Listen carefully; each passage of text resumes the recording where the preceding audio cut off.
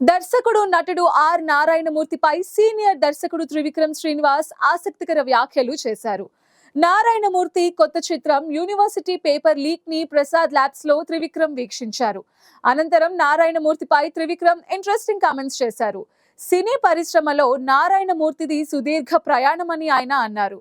ఆయన one man army అని, ఆయన సినిమాలో రాజు ఆయనే, సైన్యాధిపతి ఆయనేనని అన్నారు.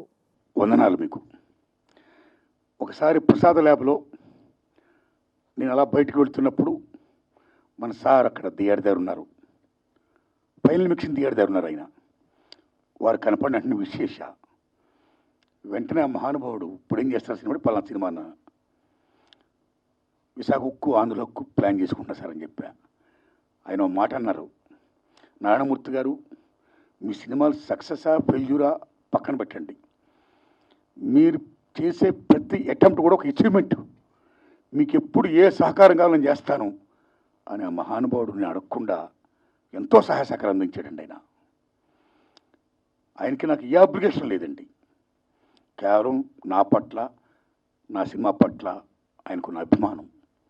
అందులో భాగంగా అయ్యా నేను యూనివర్సిటీ పేపర్ లీక్ అని ఎడ్యుకేషన్ సినిమా తీస్తున్నాను, దయించి మీరు చూడాలి, చూడడమే కాదు మీకు ఏమాత్రం నచ్చినా దయించి ప్రమోట్ చేసి నా సినిమా ప్రజలకు రీచ్ అయ్యేటట్టుగా హెల్ప్ చేయాలి అని నేను విజ్ఞప్తి చేయడం, నా విజ్ఞప్తిని మన్నించి ఆయన అమూల్యమైన టైంను కూడా నా కోసం వెచ్చించి నా సినిమాను చూసి ఈవేళ నా సినిమా గురించి ఆయన మాట్లాడుతున్నారంటే ఆయన నా హృదయపూర్వకంగా ధన్యవాదాలు చెప్తున్నాను.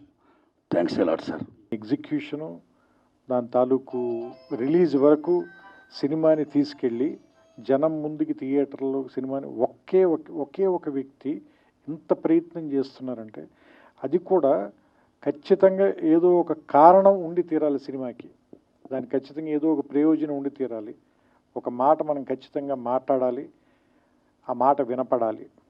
అంటే నొక్కబడే గొంతుల గురించి మాట్లాడడానికి ఒక గొంతు ఉంది, ఆ గొంతు అందరికీ వినపడాలి. అది మనకు నచ్చచ్చు, నచ్చకపోవచ్చు, దాంతో మనం ఏకీభవించవచ్చు, ఏకీభవించకపోవచ్చు.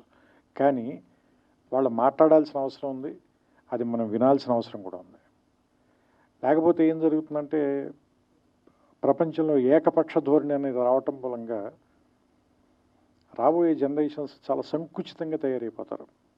సో అందుకని విభిన్నమైనటువంటి గొంతులు, విభిన్నమైన అభిప్రాయాలు, వీటిల్లోనే బ్యూటీ ఉంది. సో అలాంటి ఒక పార్శ్వం, అలాంటి ఒక అందం ఆర్ నారాయణమూర్తి గారి సొంతం. అది ఆయన తాలూకు శైలి, అది ప్రత్యేకం. ఇప్పుడు ఈ సినిమాకి వచ్చినప్పుడు కూడా నేను సినిమా ఎలా ఉంది అని ఒకే ఒక మాటలో చెప్పాలంటే, నేను 2.5 గంటల పాటు వచ్చి ఫస్ట్ కార్డు పడిన వెంటనే 162 నిమిషాలు అనగానే నేను కొంచెం భయపడ్డా. అయ్యో బాబు 2 గంటల 40 నిమిషాలు ఇప్పుడు కూర్చొని చూడాలా మనం ఈ సినిమా, ఫస్ట్ వచ్చే భయం. ఎందుకంటే కరోనా తర్వాత అందరికీ కూడా ఏ సినిమాని కూడా 20 నిమిషాల మించి 30 నిమిషాల మించి చూడలేనటువంటి ఒక ఏమంటారు దాన్ని, ఒక అది యాంగ్జైటీ అనాలా, అసహనం అనాలా, అలాంటి పరిస్థితిలో ఉంది ప్రపంచం మొత్తం.